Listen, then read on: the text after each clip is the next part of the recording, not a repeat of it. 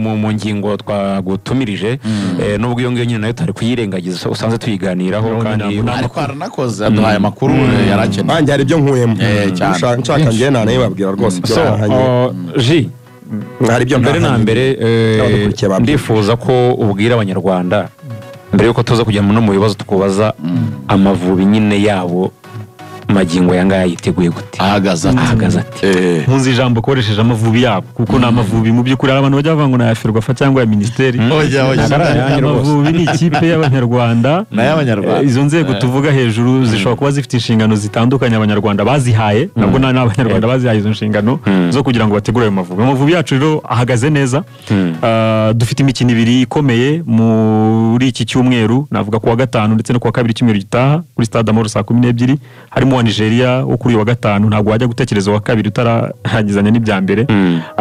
Ni ikipe rero mu byukuri n'imikinije mu gihe cy'umwuka mwiza mu Mavubi. Muribuka umwaka ushize kampanye nziza twakoze y'amajonjo y'igikombe cya Afrika, Amavubi akabasha ntabashe kugera mu gikombe cya Afrika kubera umubare w'ibitego byatsindiwe hanze. Muribuka kandi nanone imikino ine iherutse turi mu majonjo y'igikombe cy'isi, aho ikipe y'igihugu imaze kwitwara neza mu mikino ine yayoboye itsinda n'amanota 7. Ari bari mu mwuka mwiza. Ibyo dusabwa byose nka ministere Ferwafa na ministere tugerageza kubibona kandi twabibahera igihe. Ibyo uyu munsi none dusaba twarenze kubisaba abakinnyi, turi kubisaba noneho ba nyiri ikipe. Ba nyiri ikipe mvuga hangaha n'abanyarwanda, baba bari Kigali, abari hanze, abari buri wese uko ashoboye kose, turi kubasaba gushyigikira ikipe yacu.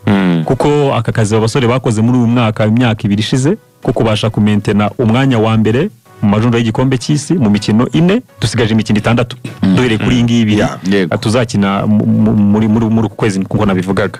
Dukeneye rero mu byukuri umusanzu, dukeneye gushyigikirwa cyane cyane ko abafana. Umusanzu tuvuga so ubushobozi si wa mikoro niki, izo nzego zibazagerageje kuyishakamo ibyo ngibyo. Umusanzu tuvuga no kuba binyuma bano basore, tuza agaciro k'abafana, tuza agaciro k'umufana nk'umukinnyi wa 12 umupira w'amaguru nkuko tubyemera. Mu byukuri rero nicyo tuje kubasaba, ariko icyo tubanje kubabwira nuko ikipe yiteguye. Nta byinshi umuntu yavuga kubireba n'imyiteguro kuko resultats zihari uyu munsi zirabivuga.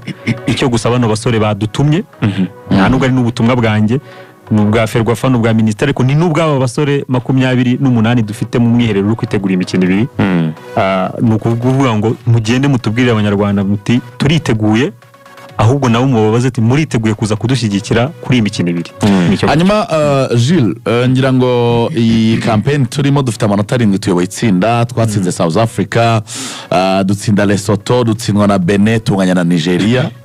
Nigeria tugiye kongera dukine. Aha hose twari dufite umutozo, ntabwo twakinye muri Afcon, twanganyije na Benin, yego na Zimbabwe ihuye Zimbabwe. Murakoze cyane. Dufite amanota 7, ariko twari dufite umutoza Torsten Spittler. Adel Amrouche ni umutoza mushya muri ugiye gutoza umukino we wa mbere ikipe y'igihugu. Nka federation ntabwo twigeze tugira umwanya wo kuganira kuri Adel Amrouche n'ibyo mwamukundiye cyane cyangwa se byatumye abanyarwanda mumuhitamo, ariko nta nubwo turi buze gusubira kuri icyo kibazo. Ahubwo uyu munsi Adel ni umutoza mubona gute muri imyitozo mike ahuye n'abajene yego yabasanze ate?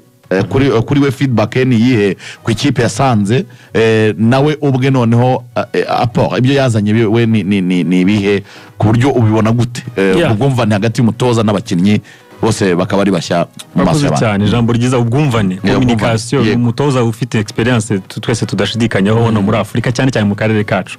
Rimwe n'indi mavuga zimwe na zimwe duhurira hano muri East Africa nk'igiswahili, usanga kivuga kandi akavugana n'abakinnyi. Cyo nacyo buri ni ikintu cy'ingenzi cyane. Gusa icyo buri abantu batamenye cyangwa se tukwiye kuvuga tukanagiraho, hari itandukaniro hagati yo gushaka umutoza we atagushakaga bwa mbere, ahubwo ukajya gushyiramo imbaraga mu kugira ngo umukonvenke aze kugufasha. Nitandukanira hagati yo kujya gushaka umutoza ukamera nk'uworosora wabyukaga. Nicyo cyabaye ngira ngo icyo cya kabiri kuri Adel Amrouche. Mu byukuri ni umutoza twifuzaga avec son experience CV yiwe n'ibindi byo ntabwo tubigarukaho ariko nawe dusanga byari mu nzozi ze cyangwa reka sinzi ko navuga nawe yifuza gutoza u Rwanda nagiye mbivuga ko twahuye nawe atoza Botswana muri 2020 mu kwezi kwa 11 ujya uherekeza AS Kigali yanatozwaga na Eric Nshimiyimana bari inshuti twaricaye kuri table ronde aravuga ati giye u Rwanda waruma ngo dutoze byanshimisha ni ikintu cyoroheje ibiganiro mu by'ukuri tujya muri iyo procedure gushaka abatoza mu by'ukuri binahita binoroshya akazi twasanze ari umutoza wifuza gutoza Amavubi ari umutoza uyakurikirana ngira ngo yari umufana wayo wa mbere uyakurikirana wa muntu ukubwira kuva ku mukinnyi wa mbere muri mwizamu kugera ku mukinnyi uri kuri bench akagenda akubwira bose nk'ubejo wundi bose mbere yuko ahabwa akazi yarabazi no ngo uburyo umuntu akubwira kuva ku mukinnyi wa mbere kugera ku mukinnyi ndavuga abakiniraga nibo yakurikiranye n'imikino myinshi ikipe y'igihugu yarayikurikiranye so ibyo mu by'ukuri byadushyize twebwe muri comfort ko guhindura umutoza mu gihe gito nk'iki atari buze no kubona igihagije ntabwo bizadutera ntabwo biteye impungenge cyangwa se bizagira imbogamizi mu myiteguro y'ikipe y'igihugu nkuko munabyibuka ngira ngo nubwo ari situation buri wese yakwifuza muri buka Frank Torsten nawe aza ngira ngo yarafite iminsi 5 yo kwitegura duhita tugira amanota 4 kuri 6 imbere ya Zimbabwe ndetse na Afrika y'Epfo mu by'ukuri rero mu umutoza ibyo byose ntabwo twe tubifata nk'imbogamizi ahubwo tubibona nk'amahirwe twagize kugira umuntu wafanaga ikipe wifuzaga gutoza ikipe wakurikiraga abakinnyi bakakurikirana n'imikino yayo hanyuma turamubona Adel ndetse na Eric ngiye sinabona Dr Caroline uyu munsi ndumva abanyamakuru turareba imyitozo Dr Caroline yaraje ari mu kazi ko nibuka subwa mbere avuzwe hano mu Rwanda ntaze Caroline kenisigeze kumutangaza umutoza wa Gasogi yego birangira ashize nk'imyaka 2 muri yari we cyane muri yari Caroline rwose birangira ataje hano ruga bati ko tutaramubona no ku mafoto kuki ataje Caroline ko tubona abatoza babiri gusa assistant wundi ntabwo twese tubona yaraje byagenze gute uraza kumubona ari impamvu zabayeho zituma atabasha kuzirya ariko ngira ngo uzamubona mu iri imbere izi match arabahari ntabwo ari uko dufite impunyenge ko atazaza ni match yeje arabahari ikiza cyo twishimira nuko ubungubu ngira ngo afite abatoza babiri bingungirije Eric Nshimiyimana kandi yihitiyemo ko navuga impamvu nizo umuntu ashobora kutazivuga zose zituma umuntu atabasha kuboneka cyane atagira ariko icyo nta mpunyenge dufite cy'uko azaboneka gusa hari amakuru namenye ko wenda ushaka usanga atariyo namenye ko rwose Carolina ntabwo ari itegeka ko agomba kujya aba hari kuri match zose no kuvuga ngo uko azajya akora no bwumvikane bwabayeho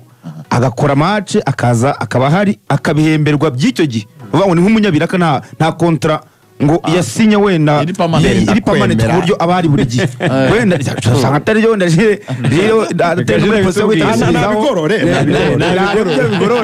biramutse atari byagira yabigorora nta no kintu kirimo kindi kibanga cyangwa iki Caroline mu masezerano azajya abasha kuza igihe ikipe y'igihugu ifite umwiherero wo gutegura imikino nabwo ikiza dufite nuko dufite umutoza umukuru n'umwungirije bo bahoraho kabizi ko n'umwungirije we yahawe inshingano z'amakipe noneho y'abakiri batoya anjyana cyane ikipe bazanye imyaka 20 abo barahari bakurikirana ikipe bakurikirana abakinnyi bakurikirana iki Caroline rero mu gihe cye tutegura hari umwiherero wo gutegura umukino cyangwa se iki azajya bahari kandi abafashe hamwe na expertise yiwe kandi kuri ubu ngubu ngira ngo cyane bijyanye no mu nshingano ziwe ibyinshi bura ntibinakeneye ko abana hari ubu hari ntuzi ibikoresho byinshi cyane bikoreshwa kugira ngo ari byo za tools nyinshi cyane abantu bakoresha gukurikirana abakinnyi gutrackinga performance nk'uko dufite abakinnyi ubu ngubu 15 bavuye hanze bose nta mutoza yigeze kubarira ariko bose tuzi uko bahagaze bakoze cyane hanyuma iki ni match nyine isa nka ndakere uvuyanga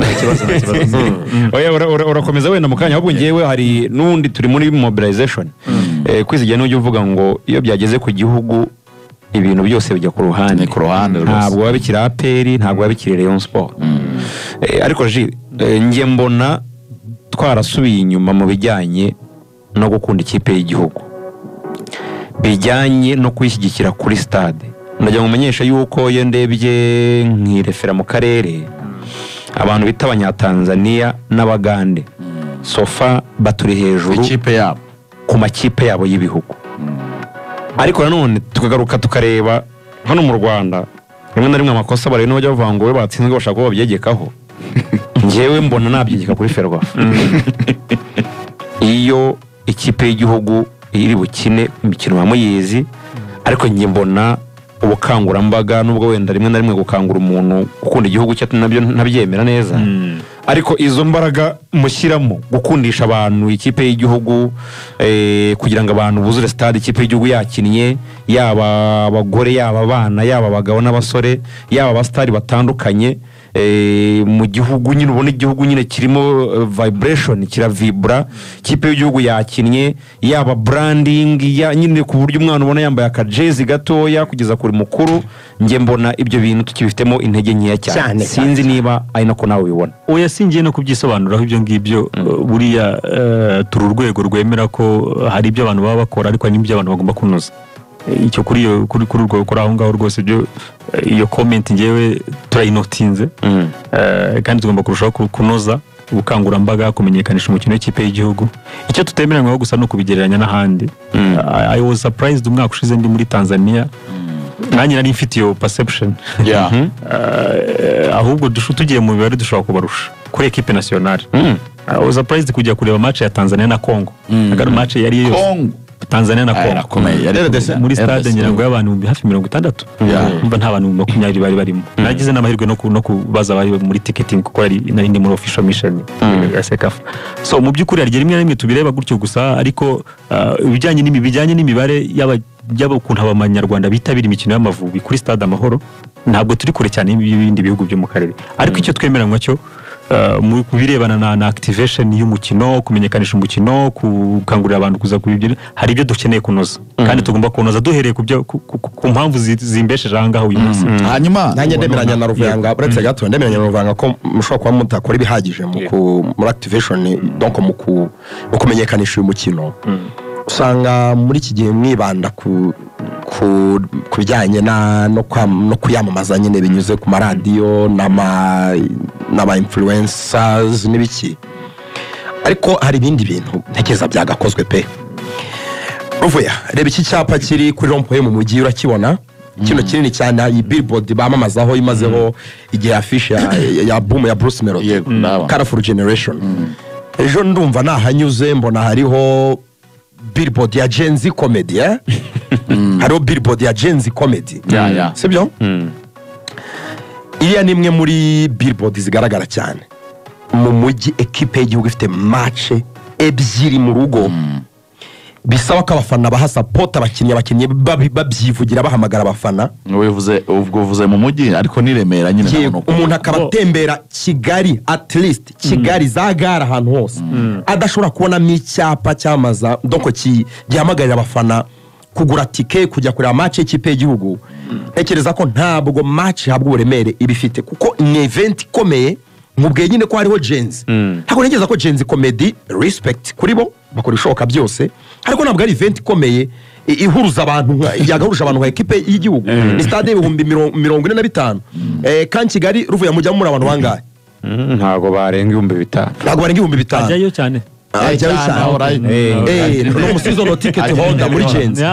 Ariko umuntu wakira kuri venue y'abantu 5,000 arimo aragura billboard mu mujyi ahantu hafite visibility kurusha ahandi hose, ariko stade 45,000 nta billboard nimwe mu mujyi n'ama screen, nta kintu na kimwe kiba cyakozwe. Ntabwo mutekereza ko igihe cy'amaradiyo n'ama influencers ni byiza ariko bidahagije, mushobora no gutera kandi bajya bananyuramo na sound system, kuko muri issues amafaranga bahari. Nakunze ijambo wakoresheje, ntabwo bihagije kandi ibyo inama zitangwa turazemera kandi turanazakiriye. Icyo twe dusaba gusa abantu nuko tubanze tube concentré kuri imikino ibiri, wa gatanu ndetse n'umukino ku wa kabiri. Tusaba abantu kuza kwitabira no mukino, hanyuma izo nama nazo tuzazizikana cyane mu mikino iri imbere. Article nasomye ku Nyarwanda yo yavugaga impamvu 5 umuntu yakuriye ko ari muri stade Amahoro. Ingingo 5 bavuze ingingo 5 zatuma ugomba kuba uri muri stade Amahoro. Wemeranyijwe nabo? nemeranyijwe nabo kubera ko nazibonye ariko reka numva izawe kuko iza Inyarwanda zo nazisomye ariko impamvu umuvugizi wungirije wa Ferwafa agiye kutubwira impamvu eshanu zituma umunyarwanda ejo saa 12 agomba gukora mu mahoro. Ngende umunyarwanda wumvaga nazajya kureba match n'urugero ko barahari mbwira ikintu kizatuma nzi ahubwo ndumva urandimise ku cyumba jije eshanu gusa ariko ku nyungu zigiye ku nyungu zigiye nanjye mandire minota ariko icyo navuga cyo mu byukuri ibyo ibiri tekinike twabivuze uko ikipe yiteguye abakinyi dufite uko bamaze iminsi bitwara ubundi ibyo nibyo byagakwiye kuba bisembura abantu mbere na mbere ariko ibindi mu byukuri umukino w'umupira w'amaguru twebwe ntabwo tuwufata nk'iminota 90 gusa tuwufata nka experience y'ubuzima fun experience so turifuza rero mu byukuri gufungura imiryango ku munsi wo ku gatanu saa 7 kandi tufungura imiryango bivuze ngo umuntu uzabasha kuza guhera iyo saha nta ndunga azagira mwabibonye dufite abahanzi bazabasusurutsa bitabiriye umukino Riderman ku Ruhembe na DJ bazwi DJ Toxic nawe azaba hari dufite Stade Amahoro murabizi ni igikorwa remezo kijyanye n'igihe uyu munsi harimo kioske nyinshi cyane amahoro yonyeka yuko umuntu wese yakagiye ajya kuyasura mu gihe baramuka bavuze bati ngwino urebe amahoro bya bindi twajyaga tuvuga nawe umuntu agiye nk'Inyamirama bati duhurira hangaha naha ndashatse kuvuga ibyo ku mahoro ntago bikunda twahurira mu mahoro ahubwo no tugategereza umukino aho ngo duhurire mu nkengero z'amahoro kuko ibyo kunywa ibyo kurya babishinzwe byose birahari nta rungu ugomba kugira binashoboka mu gitondo waza nuko imiryango tuzaba tutarayifungura ariko tuzayifungura saa 7 ngira ngo ibyo nibyo umuntu yakwibandaho cyane byo kugira ngo abantu tubamara impungenge zo kuvuga ngo ndaza muri stade mamara igihe kingana gutya nkora iki ejo ni kwa gatanu twabiteganyije hari umuziki hari kubyo kurya hari ibyo kunywa hari abahanzi hari byose byagufasha mu byukuri kugira experience nziza irenze y'iminota 90 Amavubi azaro ruvuya niba turi bwemo kanejire mu isaha turamwimukana yenda bona twaka hari abanyarwanda abantu bajya mu kibuga kanejire n'umutekinisiye tujya no kuruhuka agenda nabitekerezaho turamwimukana gato natagaruka abinyandikire abanyarwanda bantumye kwabariza kuri ikintu kimeze nka injustice gikorerwa abakinnyi akenshi ubona abanyarwanda banavuga ko amakipe y'igihugu atakimaximiza ku bwa Torsten mwari muzi ikibazo cya Sahabu na bagenzi be yagarutse kuri ingoma y'abatoza bashya batangiye ikibazo cya Kwizera Olivier ngo justice ni ikintu gihe umukinnyi performinga mu buryo bugaragarira buri wese agahabwa amahirwe iyo ni justice injustice ni igihe adaho amahirwe nk'ayabandi ikibazo cya Kaboy muri equipe y'u Rwabagore ejo bundi Rugangura yarekweza ndani hano ndifuza ko duha version ya federation kibitekerezaho umukinnyi umeze neza wakabaye we equipe y'igihugu utari guhabwa amahirwe muri equipe y'u Rwabagore ntago ari ubisubize none ni uburyo bwo kugira iyo mindset yo kutubaha cyane adversaire yo kutubaha cyane amazina y'abantu kutubaha ngo ukabye so icyo kintu nyirango Amavubi yarakitweretse ku mukino wa Nigeria amaze no kukitwereka muri uyu mwaka umwe ushize ibiri mwarabibonye muze gusubira muri ndabizi Lorenza kunda statistic murebe how much we have progressed muri possession based game how much we have progressed kuva kuri average y'amahirwe turema matcha Benin Kigali twaradora urashobora kubaha urugero ko nakwa ko tutatsinze ariko reba occasion zabonetse ku mukino wa Libya akabura gusa concretiza mu byukuri ni ikimenyetso cy'Amavubi mashya niko navuga mu mikinire mishya mu myumvire mishya mu matwara mashya mu mikinire so irangiye niyo umukino navuga ufatizo mbona mishusho y'umukino wo kwa gatanu n'ubundi uko twakinnye nabo abakinnye nabo nta mpinduka nyinshi zabayemo twavugaga ibyo abatoza n'ibyo ariko abatoza burya ntibakina no guhuza nabo bafite abashyashya actually so mu by'ukuri rero icyo nicyo navuga ikindi cyo kwishimira cyane mu Mavubi uyu munsi hari igihe kindi twajyaga twicara ku meza nk'aya dufite n'ikibazo cy'ababanza mu kibuga none uyu munsi dufite ikibazo cy'amahitamo hajyamo ndi so mu by'ukuri bikwereka ko dufite ikipe itari abakinnyi 11 gusa beza ahubwo dufite n'ibisubizo ku ntebe ngira ngo icyo nshobora kwemeranywaho ushobora kuba cyane cyane nko kuri wings hari characteristics zimwe na zimwe tudafite kuri abo bakinnyi wavuze mu mikino imwe n'imwe twagiye tubona ngiye koresheje mu munyamukoresha ariko ndakubona babashyira ku myanya itari muri defense aho kina muri reka mbaye undi mukino sinzi mwara ukurikiranye uwo mukino w'Amavubi na Seychelles umwaka ushize muri wa Gishuti dukinisha Sahabo na Kevin ngira ngo hari na connection yabayeho tujya gutsinda igitego ya Kevin na gitego hari sinzi niba nibuka neza cyangwa na Shuti mu byukuri Kevin yari ku ruhande Sahabo ari hagati n'umukino nge ku giti cyanjye waryoheye amaso so ariko mu byukuri Seychelles itandukanye na Nigeria imikino iratandukanye opponent baratandukanye abakinyi baratandukanye nekereza ko mu kujya mu kwataka uyu mukino cyangwa kugira gute icyo nishimiye nuko umutoza afite amahitamo ariko mu byukuri urebe uze kureba line up z'Amavubi mu mikino nk'icumi ishize n'impinduka zibayeho ngira ngo ntizigera ku rugero rwa 25%. Tumaze kugira equipe, tumaze kugira urutirigongo, tumaze kugira niyerema gusa wakunda uvuga ngo hano wenda creativity yanjye ntiri hejuru cyane, nagize Sahaba ashobora kuza kayizamura, nagize Gereta ashobora kuza kayizamura. Rimwe na rimwe ko abatoza bafite ukundi kuntu batekereza, ashobora kuba iyo creativity atari yakeneye cyane, ahubwo akeneye intensity. Wenda ukeneye Kevin, ukeneye umuntu ukora off ball movement nyinshi kurusha on ball movement, kuko wenda ushobora kuza kutagira amahirwe yo kubona umupira cyane. So ngira ngo byose ni ibyo kubirekera umutoza, ariko icyo ngiye nishimira nk'umufana nuko ibyo bisubizo byose arabifite, ayo mahitamo yose arabifite. Icyo dusabwa nk'abanyarwanda gusa no gukanda 939 kanyenyeri 939 rwego tukagura itike kaza kuri umukino. Hanyuma ngira ngo bisubije n'ikibazo hari wari wambajije bikirimo byose. Dufite ibyo kutanga mu kibuga, ngira ngo ibyo twarabivuze cyane ko uburyo bwo gutsinda ibitego, kwigirira ikizere ndetse no kwitwara neza mu rugo ari ibintu twari tumaze iminsi tumenyereye mu Mavubi, ku buryo byatuma abantu bizera ko twakwitwara neza. Hari umuntu watangaga igitekerezo avuga ati nka match yo kwa kabiri ya Lesotho, ati na leta yagakwiriye kuzagitanga konje nimugoro abantu bajya kureba match ya saa sita. Avuga ati ibyo tukavuga nyine bya mobilisation, muri mobilisation leta yagakwiriye kuvuga ngo kwa kabiri n'umunsi wa match y'Amavubi niko abantu muzakora mu gihe saa sita. Ariko ibyo bintu byakabayeho abantu bakajya muri izindi mbaraga. Nari nibagiye kuvuga gato kuri Berk cyozo yarambajije. Dufite umupira w'iki gihe mwarabibonye agaciro k'imipira y'imiterekano, agaciro k'imipira y'imiterekano usibye kuba ufite abakinyi bafite iyo gabari, ariko burya harimo n'uyitera. Ngira ngo buriya Joje iriya karita arayifite cyane. Mwarabibonye ngira ngo igitego twatsinze sinzi ibyo biheruka gukina n'amasantre ni ikintu mu by'ukuri mbona muri Nigeria igitego cya mbere. So ngira ngo mu by'ukuri ku ikipe nk'iya Nigeria rimwe na rimwe ishobora kutaguha amahirwe menshi yo kugera imbere y'izamu ryayo, iyo ubashe gukapitaliza ukagira amahirwe yo kwitwara neza ukabyaza umusaruro amahirwe yagize imipira y'imiterekano, nabyo bishobora kuvamo ubundi buryo. Wakoze cyane, reka tugushimire ubwo imyiteguro ikomeze rwose irimbanye. On behalf ya Ferwafa vure murabona ko nubwo nyine nje ntabora nyine agatoroshi ntungamo, niyo impano yanjye ni gutunga itoroshi. Ariko vure Ferwafa urabona ko niba hari inshingano zagabanutse imitwaro ikaba mike, ubona ko biratuje pe, biratuje bafimaze ku rwego. Ejo bundi abantu rwose ibintu byari bikomeye cyane, abantu bavuga bati Ferwafa iri mu nzego zananiranye mu gihugu, ariko Ferwafa urabona ko ibintu biratuje.